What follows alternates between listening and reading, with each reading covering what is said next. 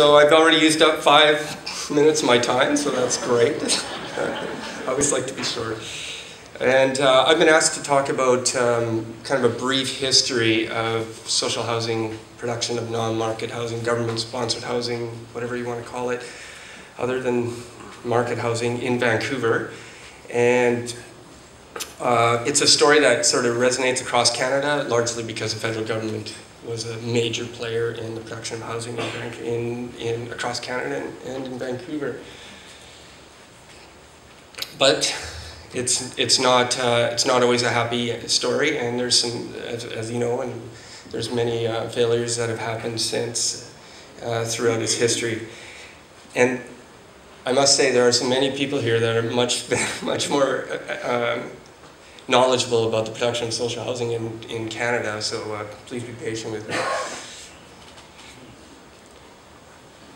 So I'm just going to get right to it. This is sort of a slide that shows you the distribution of the 21,000, and there's even more now, non-market housing units that are spread out across the city of Vancouver. And they're distributed unevenly, as you can see, and as usual, the east side of every city seems to get the majority of the social housing projects. And the reasons for that are often, well, land's more expensive in the West End and that kind of thing. But I also think there's obviously a political situation that's related to this, and how some neighborhoods are very skilled at keeping out what they don't want to have. And you can see that close to 60% of all the social housing in Vancouver, this includes seniors housing, families housing, yes, singles housing, is within 4 or 5 neighborhoods. And none are in like some of the more affluent neighborhoods of Vancouver, like Shaughnessy and Dunbar. Although Dunbar is getting there first, so part of the 14 sites.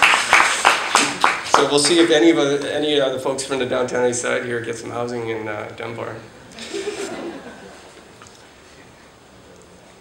So yeah, 20% of the citywide non-market housing is in the downtown east side. So don't every time you hear this thing about concentration and all that, there is concentration of non-market housing in East Vancouver, but it's really not a product of the downtown east side. It's accepting a disproportionate amount of non-market housing.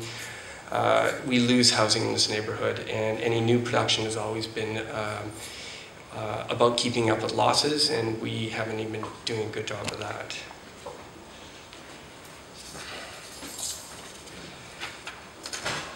Okay, so this is the history part.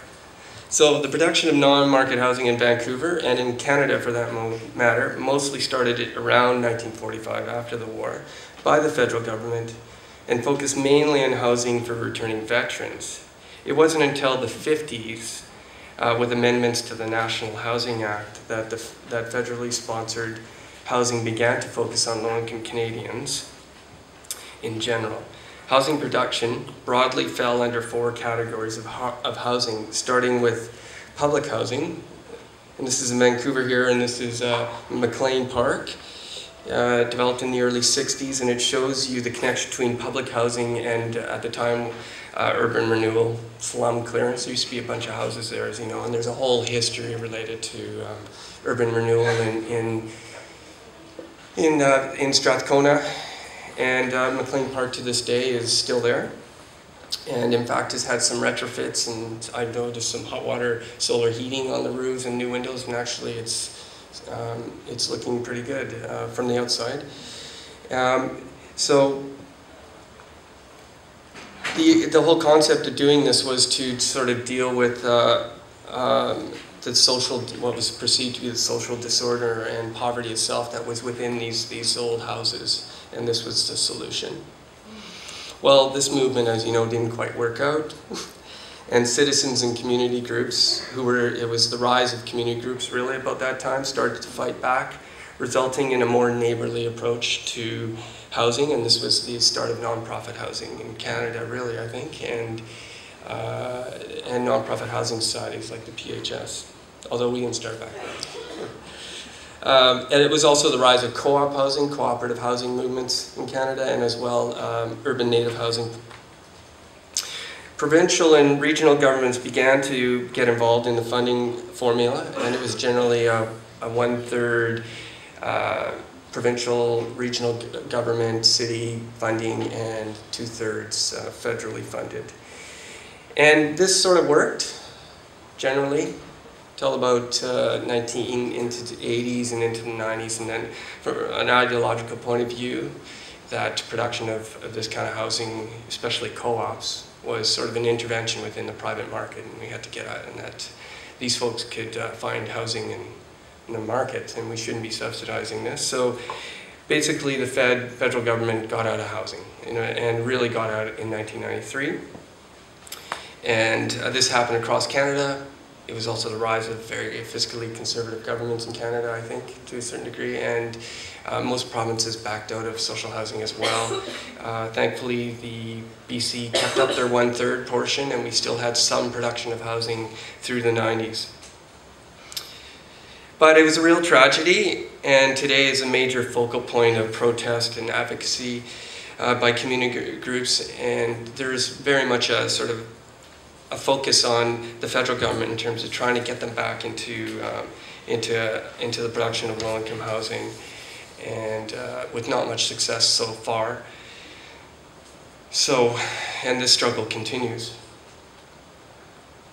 So in the downtown east side, the history of low-income, non-market housing is, well, it didn't really, not much for a long time. It wasn't until the 1970s that governments began to consider housing for single adults, which until then had been left to folks had been left to fend for themselves or seek support largely through many faith-based organizations, soup kitchens, places like Salvation Army, Catholic Charities, and others.